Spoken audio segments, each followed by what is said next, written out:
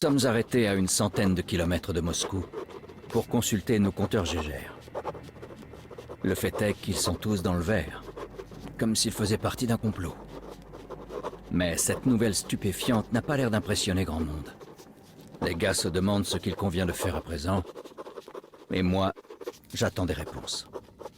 Et j'espère que le commandant, qui avait récemment encore toute ma confiance, saura nous expliquer son raisonnement de façon très persuasive.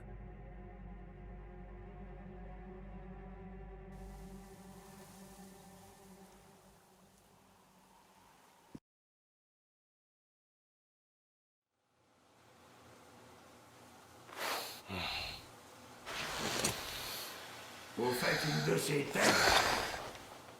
On est à un carrefour, si on peut dire. Et on peut pas s'empêcher de se demander... Et maintenant, quelle est la prochaine étape?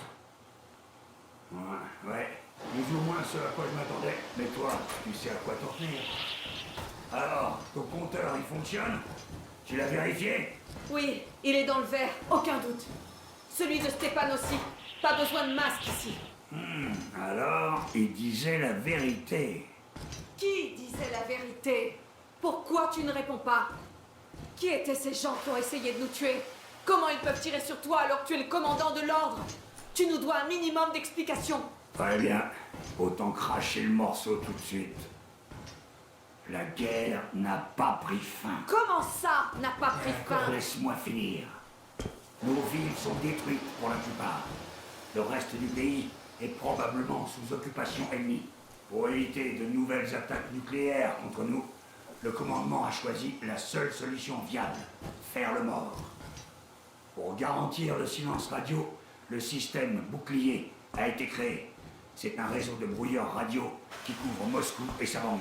Histoire que quelques mordus de radio ne nous fassent pas pleuvoir d'autres bombes sur la tête en chouinant sur les ondes. Et c'est un de ces fameux brouilleurs qui a été désactivé à cause de vous. Tu n'aurais pas pu nous en parler plus tôt? Par exemple, avant qu'Artyom sorte avec sa radio et se prenne toutes ses radiations? Non! J'ai été informé il y a 6 mois seulement. Et on m'a bien fait comprendre que si je l'ouvrais, j'étais un homme mort. Alors j'ai dû faire croire à mes hommes qu'on sécurisait une station météo. Chef, avec tout le respect que je vous dois, si on peut pas y retourner, peut-être qu'on devrait aller de l'avant. J'ai bien une idée, mais... Tu ferais mieux d'allumer ta radio. On devrait être hors de portée des brouilleurs maintenant. Alors faites ton mieux. Cherche des transmissions émanant de l'arche.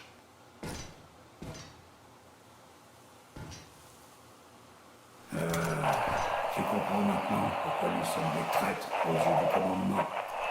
On a désactivé une station de brouillage, abattu des gardes, détruit un train de patrouille, et on a fui Moscou. Pas besoin de procès pour l'affaire est aussi évidente. Impossible d'y retourner maintenant. En d'autres termes, il faut qu'on continue à avancer. Le commandement? Mais de quoi est-ce que tu parles? Le commandement de la défense moscovite. T'as déjà entendu parler des gardiens invisibles? Bien sûr, mais c'était une légende urbaine. Attends, c'était quoi ça? Écoutez, vous tous! Point de rassemblement. Le point de rassemblement est situé aux coordonnées 1879, zone 18-5. Venez quand nous unissons, Très bien. nous pourrons surmonter tous les obstacles.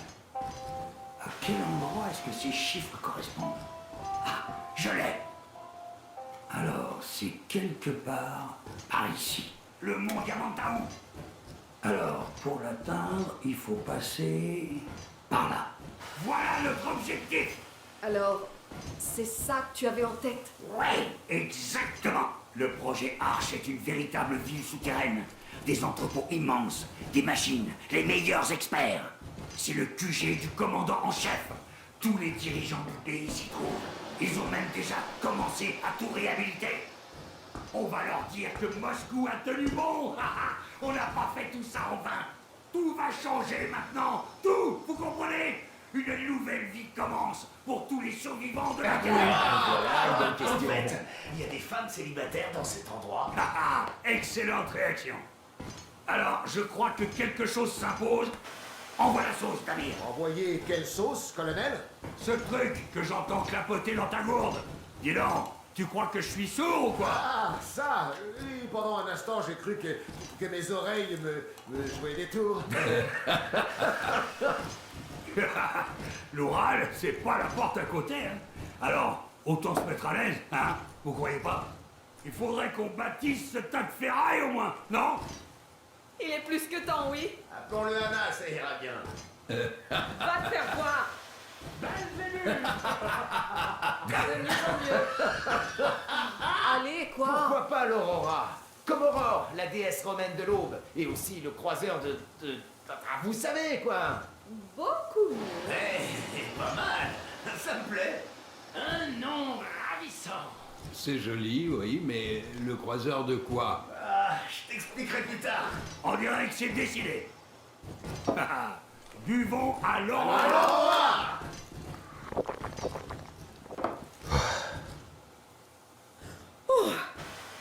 Hé, Artyom, jetons un œil à cette carte. Très bien. Une tournée, ça devrait suffire. Yarmak, en avant à toute vapeur. En avant à toute vapeur. Eh bien, c'est vraiment loin. Je me demande combien de temps ça va nous prendre.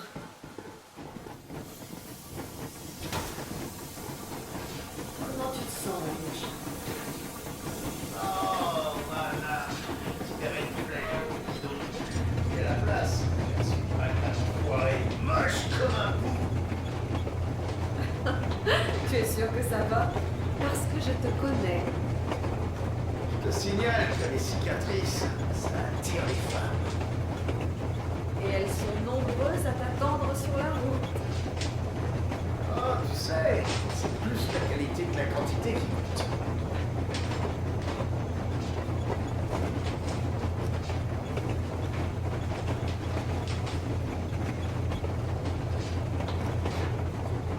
André Ivanovitch, depuis combien de temps est-ce que tu travailles? Salut Artyom. J'ai l'impression que notre colonel a un nouvel objectif à atteindre grâce à toi, que tu l'aies voulu ou non. On se souvient tous de la façon dont tu t'es battu à T6. Alors peu importe ce qui nous attend, on est avec toi. Tu peux compter sur nous. Voilà. Je suis en train de faire un petit inventaire. C'est un peu étroit par ici. Je pense installer une sorte d'établi ici. Pour que tous les instruments qu'on trouve et les autres bricoles soient à portée de main. Sans établi, on perd toujours les petites pièces.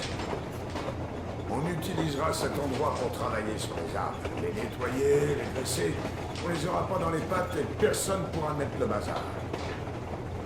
Il faudra qu'on s'organise, bien sûr, mais on s'en sortira. Alors si tu trouves des armes que tu veux garder, je les garderai à bord de l'Aurora et tu pourras revenir les échanger. Tu les récupéreras en parfait état, tu peux me croire. Ça, j'en ai nettoyé et graissé des armes dans ma vie. Des industriels, mais aussi des fêtes maison. Il y en avait des géniales, tellement originales. Alors si t'as la moindre question sur les armes, je suis ton homme. Et les armes, c'est comme les femmes. Elles ont besoin d'attention.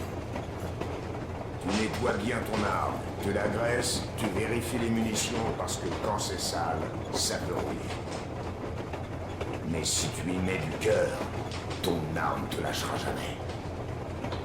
Bon, je vais terminer de graisser celle-ci, puis me lancer sur une autre.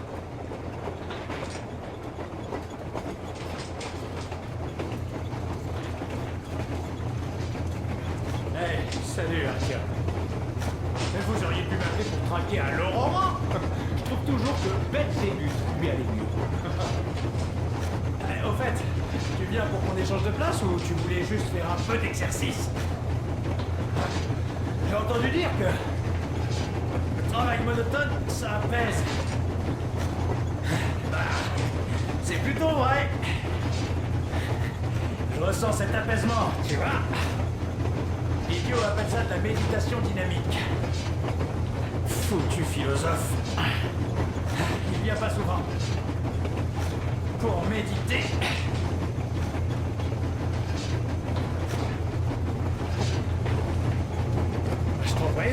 Fais-toi plaisir. Parce que moi, franchement, je suis un peu crevé. Le seul avantage de ce boulot, c'est qu'on oublie que c'est l'hiver. Si seulement il fallait pas payer ce petit concours en compagnie.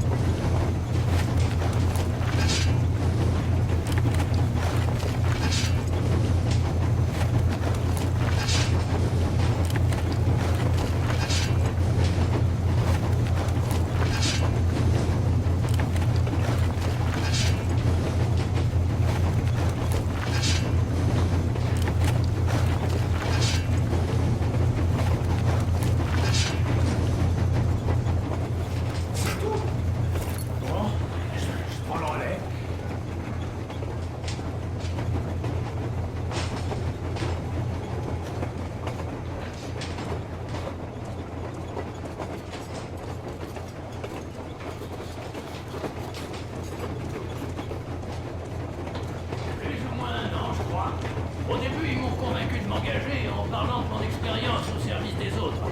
Ils parlaient de stations météo et d'observateurs des migrations de mutants.